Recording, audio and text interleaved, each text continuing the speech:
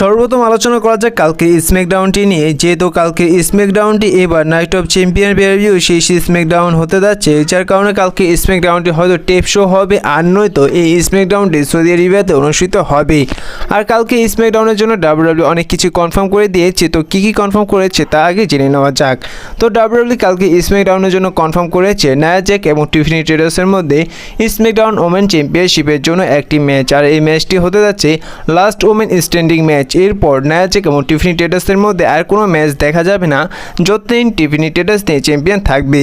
আর এই জায়গায় তো একটি বিষয় ক্লিয়ার যে নায়া জ্যাক তিনি এখন টিফানি ট্রেডার্সকে হারাতে পারবে না। তো যেহেতু কালকে স্ম্যাকডাউনে এদের মধ্যে একটি ম্যাচ হতে যাচ্ছে, যার কারণে অনেকটাই সম্ভাবনা রয়েছে যে নিয়মিত তিনি মানি ইন দ্য ব্যাংক ক্যাশিং করতে পারে। আর এইবার যদি এই স্ম্যাকডাউনটি আসলেই সরাসরি যদি সৌদি আরবিয়াতে অনুষ্ঠিত হয়, যার কারণে সে জায়গায় শকিং কিছু দেখা যেতে পারে। সে জায়গায় টিফানি ট্রেডার্স তিনি নায়া জ্যাককে হারিয়ে দেওয়ার পর নায়া জ্যাক হয়তো পরবর্তীতে টিফানি ট্রেডার্সকে আক্রমণ করতে পারে, ডিস্ট্রয় করতে পারে, যার কারণে সেটা সুযোগে টিফানি ট্রেডার্স তার মানি ইন দ্য ব্যাংক ক্যাশিং করতে পারে। এমনকি ডাব্লিউডাব্লিউ কালকে স্ম্যাকডাউনের জন্য মেন্সের একটি স্ম্যাকডাউন ট্যাগ টিম চ্যাম্পিয়নশিপের ম্যাচ কনফার্ম করে দিয়েছে। সেই ম্যাচটি কনফার্ম করে দিয়েছে স্ট্রিট প্রফিটের সাথে হোয়াইট সিক্স ফ্যামিলির মধ্যে। তো আপনারা যেমনটা দেখেছিলেন যে হোয়াইট সিক্স যখন রিটার্ন এসেছে, তারপর থেকে এই ট্যাগ টিম ডিভিশনের সমস্ত মেম্বারগুলোকে আক্রমণ করছে, যার কারণে কালকে স্ম্যাকডাউনে যেহেতু স্ট্রিট প্রফিটের সাথে হোয়াইট সিক্স ফ্যামিলির মধ্যে একটি ট্যাগ টিম চ্যাম্পিয়নশিপের ম্যাচ হতে যাচ্ছে এই স্ম্যাকডাউনে, যার কারণে এই ম্যাচটি ক্লিয়ারলিভাবে ইন্ডিং নাও হতে পারে। যার কারণে হচ্ছে যে এই ম্যাচটির মধ্যে ডিওয়াই মেম্বার আর নয়তো মোটরসি মেশিন গান কোনো না কোনো ট্যাগ টিম মেম্বারগুলো এসে তাদের আক্রমণ করতে পারে, যার কারণে এই ম্যাচটি ডিসক্লিফিকেশনের মাধ্যমে শেষ হতে পারে। এমনকি কালকে স্ম্যাকডাউনের জন্য ডাব্লিউডাব্লিউ অফিসিয়ালিভাবে কনফার্ম করে দিয়েছে যে কালকে স্ম্যাকডাউনে আসতে চলেছেন আনডিসপিউটেড ডাব্লিউডাব্লিউ ইউনিভার্সাল চ্যাম্পিয়ন জন সিনা।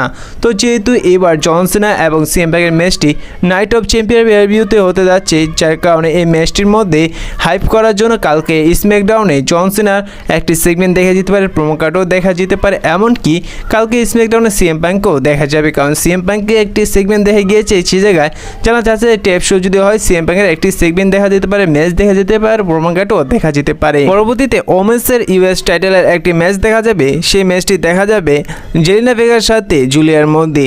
তো এই ম্যাচটি কেন অনুষ্ঠিত করছে তা আপনারা ভালো করেই জানেন। যে তো এই ম্যাচটির মধ্যে ইন্টারফিয়ার দেখা যেতে পারে চেলসি গ্রিন তাদের, যার কারণে এই ম্যাচটির মধ্যে ডিসক্রিমিনেশনের মাধ্যমে শেষ হতে পারে। আর এই ম্যাচটির মধ্যে যদি কোনো ইন্টারফিয়ার যদি না দেখা যায়, তাহলে জেলিনা ভেগা সাকসেসফুলভাবে তার ইউএস টাইটেলটি রিটার্ন করে নেবে। আর কালকে স্ম্যাকডাউনে আরও একটি মেন্সের ম্যাচ দেখা যেতে পারে, সেটি হচ্ছে অ্যালিস্টার ব্ল্যাক এবং R-Truth মধ্যে। তো আপনারা গত স্ম্যাকডাউনে যেমনটা দেখেছিলেন যে R-Truth তিনি একজনকে আক্রমণ করেছিল পিটিডিটির এক মেম্বারকে, যে মেম্বারের সাথে অ্যালিস্টার ব্ল্যাকের ম্যাচ হওয়ার কথা ছিল, কিন্তু সে জায়গায় ম্যাচটি হয়নি। ব্যাক স্টেজে R-Truth এবং অ্যালিস্টার ব্ল্যাকের মধ্যে ফেস আপ দেখা গিয়েছে।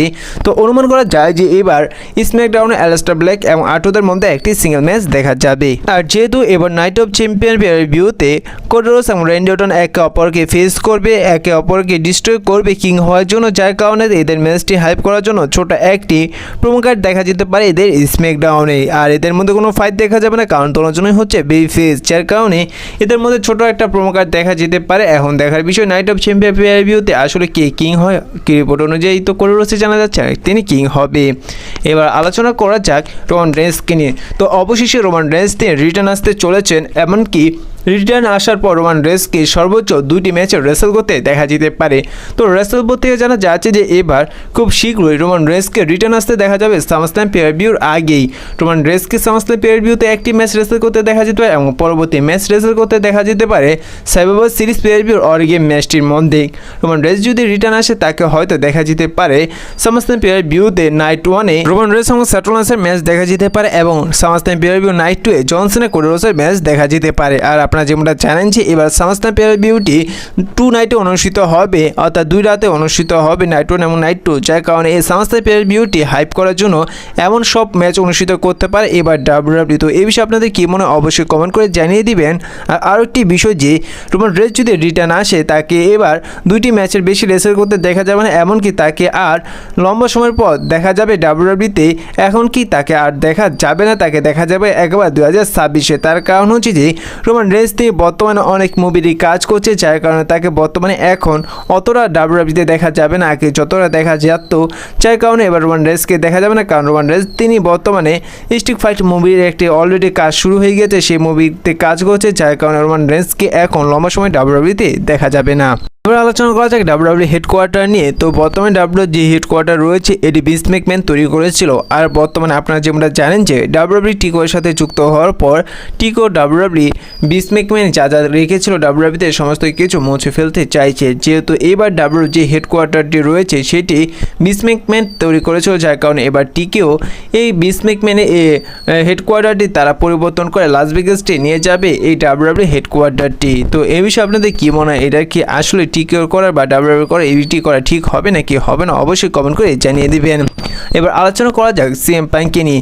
তো অলরেডি সমস্ত রেসলারগুলো তারা সৌদি আরবিয়াতে পৌঁছে গিয়েছে এবং সে জায়গায় একটি বলা যায় যে খারাপ বিষয় দেখা গিয়েছে সিএম পাঙ্কের, সেটি হচ্ছে যে সে জায়গায় সৌদি আরবিয়ার এক ফ্যান সিএম পাঙ্কের সাথে ছবি তুলতে চেয়েছিল বা সেলফি তুলতে চেয়েছিল, কিন্তু সে জায়গায় সিএম পাঙ্ক সেই পিচ্ছিকটাকে ইগনোর করে দিয়েছে, যার কারণে সৌদি আরবিয়ার অনেক দর্শকরা সিএম পাঙ্কে কিছুটা এর কারণে হেট করছে। এবার আলোচনা করা যাক চ্যাট কেবলকে নিয়ে, এমনকি আলগান দ্য আমেরিকান মেডকে নিয়েও। তো বর্তমানে এই দুজনের মধ্যে ডাব্লিউডাব্লিউ কিন্তু আলাদা স্টুডেন্ট দেখিয়েছিল, ডাব্লিউডাব্লিউ দেখিয়েছিল চ্যাট কেবল আলাদা, এমনকি আলগান দ্য আমেরিকান মেড তিনিও আলাদা, কিন্তু এটি সমস্ত দর্শকরাই জানেন যে চ্যাট কেবলও একই জন, এমনকি আলগান দ্য আমেরিকান মেড তারা একই জন, কিন্তু ডাব্লিউডাব্লিউ যেহেতু এটা হাইপ রেখেছিল তারা রেখেছিল দুজনে আলাদা ব্যক্তি, কিন্তু ডাব্লিউডাব্লিউ এটি প্রকাশ করার আগে একটি ব্যাড নিউজ হয়ে গিয়েছে, সেটি হচ্ছে যে এবার যেহেতু চ্যাট কেবল তিনি ভয়ঙ্কর ইনজুরির শিকার হয়েছেন, যার কারণে তাকে 2025-এ আর ডাব্লিউডাব্লিউতে না দেখা যেতে পারে, এবং তার পাশাপাশি আলগান দ্য আমেরিকান মেডকেও এবার ডাব্লিউডাব্লিউতে লম্বা সময় দেখা যাবে না,